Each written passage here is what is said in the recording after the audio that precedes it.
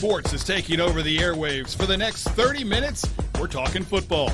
The Tigers, Jags, Saints, and more. Breaking down the action and doing a little armchair quarterbacking. Yes, indeed we are. Good evening and welcome back. Matt Moscona from After Further Review, Shea Dixon of the Bengal Tiger on 3.com. Michael Cauble here to recap what was and, of course, look forward to what is. This Tiger football team at the midway point of the season, guys. And as I said last night, they are who we thought they were, right? I mean, I did at least some grandeur, some ideas of grandeur that, LSU was going to go out there and really play hard against Tennessee and even win the game. I thought Brian Kelly's demeanor throughout the week really pointed to a good week of practice and maybe they'd shock the world. Boy, was I brought back to earth and humbled. Let's get your thoughts on the LSU-Tennessee game. We'll start with you, Matt, as we take a look at some of the plays from this crushing Tiger loss, a 40-13 defeat for Brian Kelly in what could have really been a statement game. I picked Tennessee to win the game. They're a better team. Both teams' uniforms, awful, by the way. I did not see 40-13. Listen, LSU, we all got a reminder, is not a good enough team to make a whole bunch of mistakes and beat a good team. When they play a really good team, they better play near flawless to have a chance to win, and they were bad on Saturday. And when a team that's lacking talent in a lot of important spots makes a lot of mistakes against a good team, you're going to get it handed to you. That's what happened. Shea, how did you see it? I mean, he's right that Tennessee was a more talented team. They were favored by Vegas, just not by that many points, right? Right. But look, he's right in the sense of you've got to play a near-perfect game. I think they did some things that were better than I think a lot of fans will want to admit, especially offensively with Jaden. But the reality remains, you're on track right now. This was supposed to be about a 7-win season. You're 4-2. And I think everyone bought into a little bit of fool's gold as fans going into this one, that they were sitting at 4-1 and 2-0 in SEC play. Beating Mississippi State was a major deal. I said it then, and it is going to continue to look like a whoa, how did they make that happen and rout them, and then to come back on the road at Auburn, obviously. So I think everyone kind of had some false sense of confidence of, okay, you beat State and Auburn. You can go up against Tennessee. Yeah. Nah, no. And Tennessee, let me say, did not play crisp either. They had over 100 yards in penalties. Yeah, but I Didn't tell you hold what, them their quarterback was certainly a difference maker in this one, just the decision-making and getting the ball out quick. And that was one of the issues that I took with this game, and you mentioned it, and you're probably right. In hindsight, Jaden didn't play nearly as bad as I felt he did during the game, but just too many times he hits his final step in his drop and is still trying to figure out where to go with the ball. And when you looked on the opposite side of the field, it really was a stark contrast and very different. It led me to ask Coach Kelly after the game if he ever considered maybe playing a different quarterback, and he certainly had his answer ready to roll. Thought to playing another quarterback, and then Jaden appeared from the field view that I had to struggle getting the ball out in rhythm and on time. Yeah, well, we see it differently. And then the quarterback? Yeah, we think that the one part of the offense that was pretty good today was the quarterback. Yeah, I mean, we had to throw the ball so much, obviously getting behind and and I didn't mean to be short with you, but, there's so many other things to an offense, right? Our left tackle went down. Our starting left guard's got a broken hand, and then he goes down. We've got a makeshift offensive line battling their tail off. And, it's easy to point to the quarterback, but, we got behind. He's got to throw every down. They know he's got to throw it down, every down. And so it's hard to be balanced, and it's hard to say, hey, it's one guy. As I said, we got to coach better. Our attention to detail and the details was not very good, and that falls on us as coaches. If Coach Kelly said it once, he said it 10 times. They do have to coach better. And said about 15. It's not on one guy, no doubt about it. But I was hoping somebody would rise and carry the team with them. That didn't happen, Shea. I think when you look at the quarterback spot this past week, we said we want Jaden to do two things. Don't throw it to Mason Taylor as the number one target. I'm not. Y'all are laughing. I'm being dead serious. This is what everybody was saying, right? Yeah.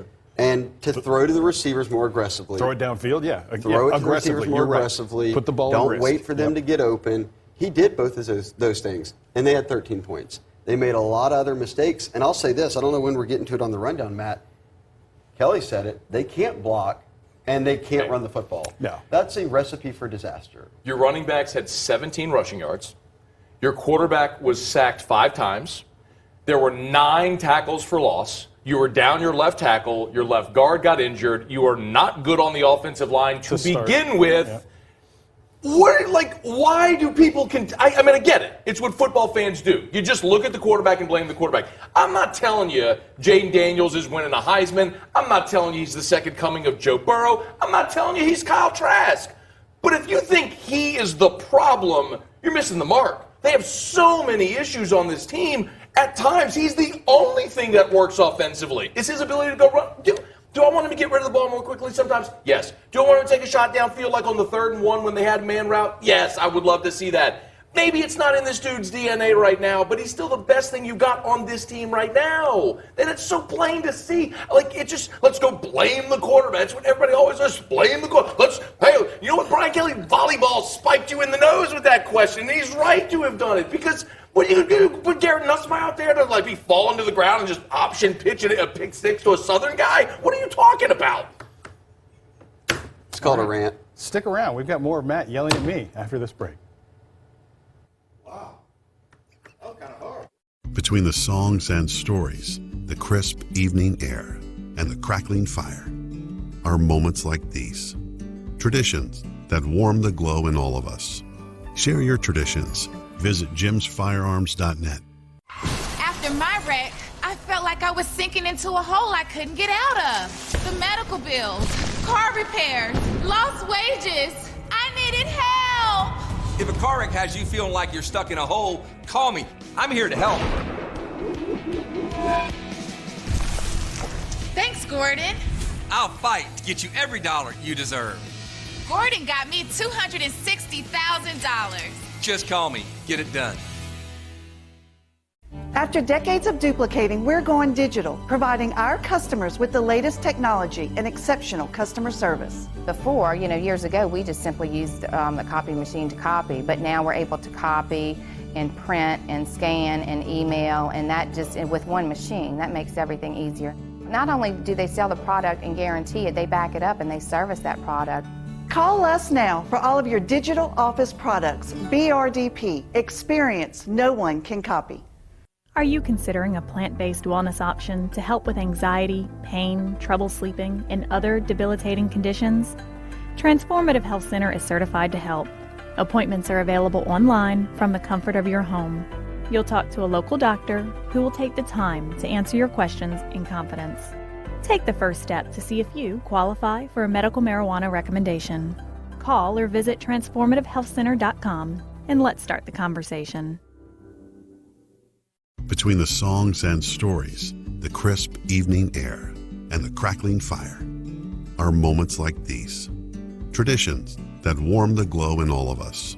Share your traditions. Visit jimsfirearms.net. Now return to the WBRZ Sports Takeover.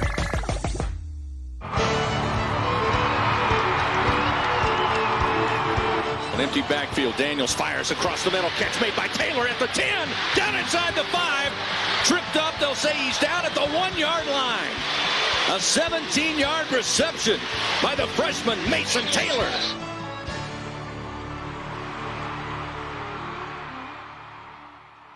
Yes, indeed. Josh Williams would score a couple plays later to get LSU on the board for the first time. I am back after a cold shower and a bag of ice on my head from the scorching that Matt Moscona just gave me and the talking to that he gave all you LSU fans that could possibly want some improvement at the quarterback position. You just don't have a better option.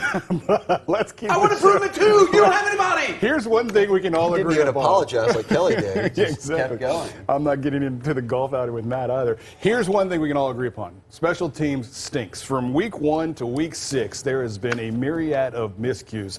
And the latest was one that no one saw coming, right? You put your best receiver out there to catch the ball, and he can't get to it, muffs the opening kick, and it all went downhill from there. Now, there were a couple of other issues, but quite honestly, I didn't think special teams were the worst they've played this year. But every week, consistently, whether it be penalties in the week prior, missed assignments, bad blocking schemes. Matt, you had a great point that, you had Mason Taylor out there who'd never done it, admitted that he'd never done it, trying to block PATs and field goals. There is just a disconnect going on with this situation right now. Coach Kelly said there's not a lot of different Jimmies and Joes that they can roll out there to make this better. Do we need to spend more time individually on things? Do we need to demand more from the individuals that are actually out there? There isn't like a whole group of other guys that are ready to play. I mean, we're playing front line. You know, we've got starting linebackers on our punt routine, and we've got one of our best receivers returning, you know, kickoff. So it's not like, you know, we've got the JV team out there. These are our best guys, and we just have to stick with it and work at getting better. You know, that sounds great, but that's not all that different than what they've done around here in the past. Old school war daddies is what they used to call them. Some of their best players were always on the special teams unit. That started back when Saban was here, and it worked. What can they possibly do to make this better? We've seen it at times where LSU has had special teams issues that were isolated. For example, in 2017, you had Connor Culp and Jack Gonsolin, and they really struggled as your place kickers. Well, Greg McMahon went and recruited Cole Tracy and Cade York, and he fixed it with recruiting. This isn't I don't think, a talent issue. This is a scheme and execution issue, and the problem is it's in literally every phase. It's field goal, it's PAT, it's kick return, it's punt return, it's blocking. You commit against Auburn, you committed 4 special teams penalties in the first half. Like literally every special teams play, there was a penalty. It's a mess. I don't know what Brian Polian is doing there with this unit, because to be that bad in every phase, every game is mind-boggling. Shea, any thoughts? We've summed it up every week. It is always something. Week. Is it on the special teams coordinator? Well, of course, it's his unit. Is it on some of these guys to catch the football and not? Well, of course it is. So I think it's a myriad of things right now where they just can't figure it out. But I'm glad that Kelly dispelled that, because I'd seen a lot of people carrying the rhetoric was, well, this is what happens when you're low on scholarships. Your special teams guys just aren't that good. They're putting starting DBs and receivers out on special teams. Like, it's not like they don't have their best guys out there. But I don't know. You're at the halfway point. If it looks like this for the other half of the season, then it's a concern for the offseason. If it gets cleaned up, it's different. You know this as much high school as you watch. A lot of times the best players in high school don't play special teams. So, like, find the dudes that did and know what to do. No doubt about it. Something's got to get cleaned up, because it's not, it's going to lose you games, certainly. Now, it didn't lose you a game this last week, but it will coming up. Now, speaking of winning and losing games, let's take a look at what LSU has done now that they're at the halfway mark. 4-2, as Shea said earlier, and like you Christmas. really got a pretty tough, schedule coming up ahead of you.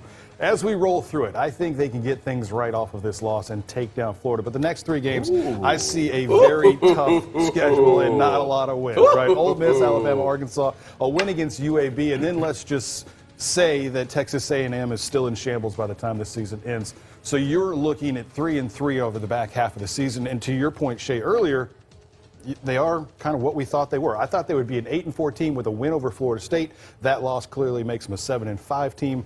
Do you guys see this schedule playing out any differently? I think how you had the graphic is perfect. I don't know about that order of finish there, but if the goals get to 7 wins, which I think the goal is to get to 7 wins, the path is right there. You saw it. Beat UAB, that's your 5th win. You've got 4 more SEC games. You probably aren't winning Bama, or 5 more. Split the others. Right. Get 2, lose 2. Get 7-4. The only thing I might disagree, I think they have a better chance of beating Ole Miss at home and losing at Florida. Just like at Auburn, it is hard to win on the road in this league, and Ole Miss is going to have to come here. Ole Miss is impressive right now, and they'll probably come into Baton Rouge undefeated, something we talked about in the preseason. But we'll find out a lot about Ole Miss, because they may lose out in the month of November. Their schedule is very, very backloaded. And one of the things we've said since we started doing this show is it is a process. And Coach Kelly gave us a great soundbite yesterday by saying the process is the process. We're going to have some more good days, and we're going to have some more bad days. This isn't the first time that I'm going to have to stand in front of you, and we're going to have to answer a lot of questions about why didn't we do this and why. And that is all part of this, and I should have to. But the fact of the matter is, we're in the middle of teaching guys new habits, a new way of thinking, a new way of doing things, and they want to do it. But it's hard, but they're committed to doing it. And that's the important part, right? Everyone is at least from the outside, aligned, right, moving forward. The team hasn't quit. And moving this rock, Shea? No, there's no opt-outs. We haven't seen any of that kind of stuff. Look, here's what I'll say. I said it all offseason, and it's the truth. It's what Brian Kelly's trying to say here. And overall, you cannot get a new head coach, offensive coordinator, defensive coordinator, special teams coordinator. 9 of 10 on-field coaches are new. Put all those schemes in.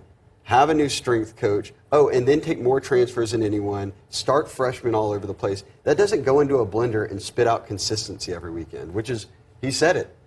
That was a bad day. There's going to be more bad days coming. But there'll be some good days again, like Mississippi State and Auburn, and that's kind of just what it is this year. It's the process. And the process is the process. But he's not making it up. That's the reality of what this is. This is bad. What you just said was perfect. Light him up, Shea. Hey, we're back with more after this.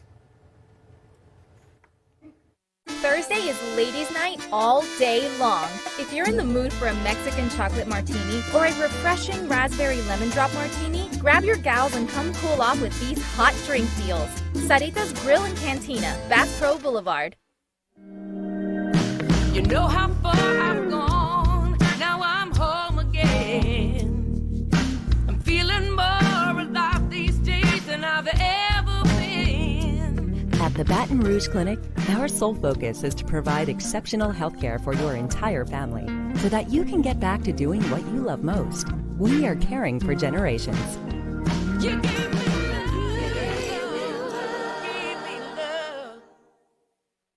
At Pearl Dental Group, whether you come in for a routine cleaning or a complete smile makeover, our experienced team will take the time to listen to your needs and provide trusted solutions. From Invisalign to dental implants, we can take care of most dental needs. Ask about sedation dentistry and have all of your work completed while you relax in comfort. Our interest-free payment plans allow you to get the care you need now, and your first exam is free.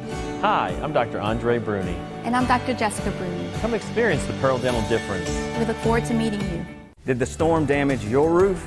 At Homeway United, our team of dedicated experts will evaluate the damage and work with the insurance company to get the roof you deserve. We work for you and will handle the claim every step of the way. Team up with Homeway United for all your roofing needs.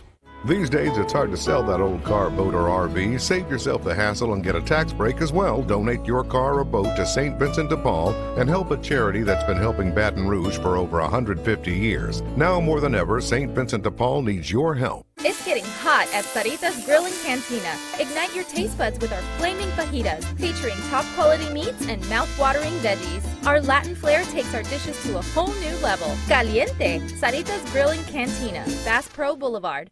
Now return to the WBRZ Sports Takeover. The game was a spread game. You got two receivers that are out on the numbers. Harold would have had to be standing out on the numbers playing the game as the Sam. We nickeled out. So we were in a nickel situation. We would have had to change his position back to inside linebacker for that game. We weren't going to do that. This is a game that suits him really well. You'll see a lot of Harold Perkins this weekend. Oh, another hot topic of conversation, the lack of PT for Harold Perkins. But as Coach Kelly just said, a big week against the Florida Gators means he is back in the lineup. Guys, you fielded a lot of questions about it, I'm sure. Matt, you talked about it yesterday. I totally get the explanation. I also understand if you feel like Harold Perkins is one of your best players, slide him inside. Candidly, I am not going to sit here and X and O to tell you I know what calls are made and things like that. But Baskerville, I think, is your best linebacker, has to be on the field. The question would be Perkins or Penn. If they felt like it was too much for a freshman to slide inside and be able to make calls or whatever it is, I would trust the coaches. If there's one guy right now that I'd say has done a really good job of handling what he does, it's Matt House. And Matt House also coaches the linebacker, so I kind of trust that guy right now. Shea, any thoughts? Nope, I agree. Let's move it along to those Florida Gators. And always entertaining and always interesting when these two teams tangle.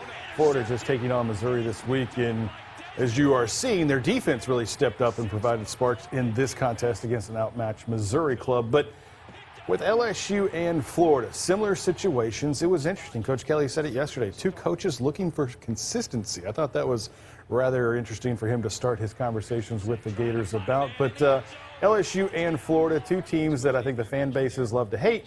And an interesting wrinkle with Billy Napier now heading from Lafayette to Gainesville, and Brian Kelly here in Baton Rouge. Coach Kelly talking about the matchup and what it'll take to stop let's say ascending Florida Gator club. both first-year head coaches looking for consistency with their team. This is a really talented football team on offense. Clearly have an outstanding quarterback, and very similar to Hendon Hooker that we saw this weekend. Great size, strong arm. Is very dangerous. So a skilled quarterback, outstanding running backs, Johnson and Etienne, both game breakers. The strength to me on this Florida team is the offensive line. Really good offensive line, and that will be the challenge. They can run the football. There it is, guys. Shea, you had some thoughts on this? I think he's spot on. I think that's one thing to focus on. Everyone will talk about Anthony Richardson or whatever it might be. I think the fact that Tennessee just ran for 250 or whatever it was on LSU, threw for 250, they made it balanced. Florida's O-line's good. They can run the football. The biggest difference with Tennessee is Tennessee has the ability to spread you out and throw it. I don't think Florida's receivers aren't good. I like LSU's corners matching up with Florida's receivers. Ricky Pearsall is their number 1 guy. He was the number 2 at Arizona State a year ago. He's transferred in. So I think LSU can commit numbers to the box to stop the run. The question is, does Anthony Richardson go Cam Newton and make just Superman plays? If LSU can limit that, and by the way, Harold Perkins, I think, is a big part of that this week, then I think LSU's defense has a really good opportunity to be sound. Can they score? Let's take a look at the tail of the tape between these two teams. And scoring right off the gate is one of those things that you see, kind of very even. 30.8 for Florida, 31.8 for LSU. What did interest me, though, is Florida in their defensive stats are pretty much awful. They're 110th, I think, against the run. Tennessee will do that to you. Yeah, and it is a little lopsided there, I guess, but they're giving up 25 points per game. LSU a little bit more modest at 19 points per contest. Both teams throw it about the same. LSU struggling in the run game, as Matt alluded to, with their rushing attack against Tennessee just this past week. So I think it is an evenly matched competition here. And Shea, kind of to one of the points that you've talked about a lot in the past is this roster building that both of these teams are doing. Matt alluded to it. They don't necessarily have the best stars in the wideout position, but it is one of those situations where you're taking some guys to plug some holes, and both of these teams are currently in that situation. Does LSU win the talent game?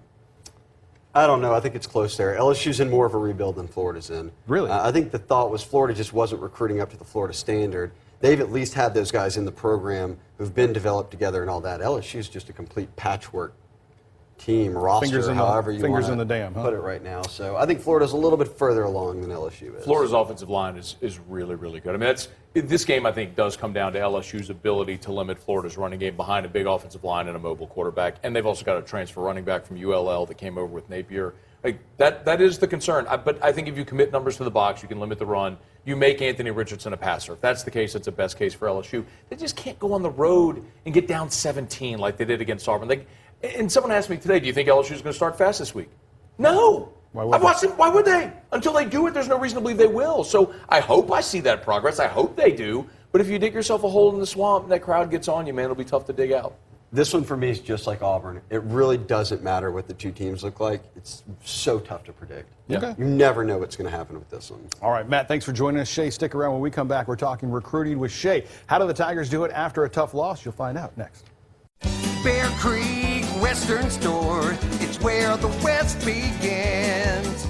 Saddle up, boys and girls. This is where the West begins. Bear Creek has everything you need to tame the West. Boots, hats, saddles, and jewelry. It's a one-stop Western shop for men, women, and children at Bear Creek. New merchandise arrives daily. Bear Creek Western Store, it's where the West begins. Are you in need of a new roof? Walker Metals has you covered. Stop by and meet the experts at Walker Metals and let them customize a new metal roof for your home. Walker Metals manufactures 26 and 29 gauge panels. Choose your color from a large selection of Galvalume Plus. Metal roofing is durable, weather resistant, and energy efficient. Walker Metals sells direct to homeowners, roofing installers, and contractors. If you're in the market for a new roof or metal building, call Walker Metals at 225-791-7791. Walker Metals, located just off Florida Boulevard in Walker. Walker Metals is Louisiana manufactured, Louisiana proud. Have a passion? We've got the place. Gear up for where the rubber meets the mud, or stir up memories of a lifetime. Reach new heights. Gravitate towards something out of this world. Even travel back in time. You might like a little drama in your life, or get in touch with your inner nature lover. Release some pent-up energy while you're at it. There's plenty to do beyond the swing sets. Brack, we're more than a playground. Are you considering a plant-based wellness option to help with anxiety, pain, trouble sleeping, and other debilitating conditions? Transformative Health Center is certified to help. Appointments are available online from the comfort of your home. You'll talk to a local doctor who will take the time to answer your questions in confidence. Take the first step to see if you qualify for a medical marijuana recommendation. Call or visit transformativehealthcenter.com and let's start the conversation. Now return to the WBRZ Sports Takeover. Welcome back, everyone. Shea Dixon of On3.com, the Bengal Tiger, joining me now to talk recruiting. And Shea, every fan always thinks, oh, this loss is going to kill recruiting for our teams, but it's actually not the case, and you're here to explain why. You don't want to lose all the games. Sure. That could hurt. But look, LSU finished 500 in back-to-back seasons, still had some good recruiting classes. But the reality remains, even after a weekend like Tennessee, look, you see a bunch of Ricky Collins, Mac Markway, some of the commitments there, hanging out with the staff beforehand. These guys play on high school teams that lose on Friday nights.